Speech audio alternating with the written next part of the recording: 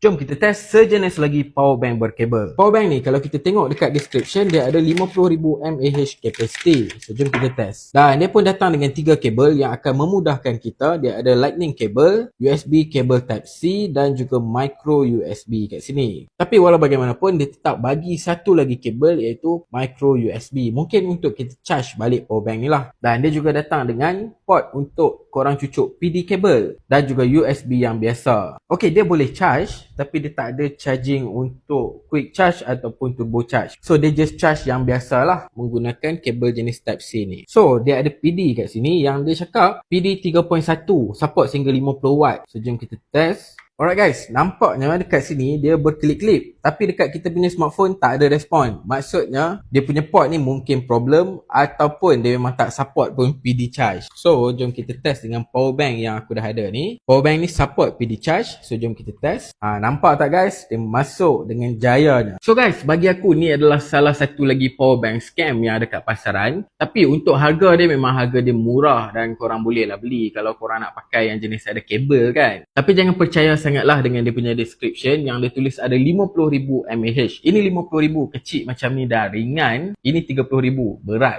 besar. So kalau nak compare kan, ini lebih kurang sama berat dengan 10,000 punya power bank. Dan untuk PD charge sehingga 50 watt tu memang tak support. Bila aku test ni tak ada function. So bagi aku dia mungkin just sekadar iklan ataupun power bank yang aku dapat ni mungkin malfunction. Tapi kalau kita charge menggunakan USB kabel yang biasa, dia masuk. Tak ada masalah pun. So aku rasa yang PD ni dia cumalah sekadar gimmick je lah untuk power bank ni. So itu je lah review aku untuk power bank ni. Kalau korang rasa nak beli sebab dia senang, dia kecil, okey, boleh beli, tak ada masalah. Tapi kalau korang nak yang fast charging, memang dia tak ada fast charging, kita dah test dah.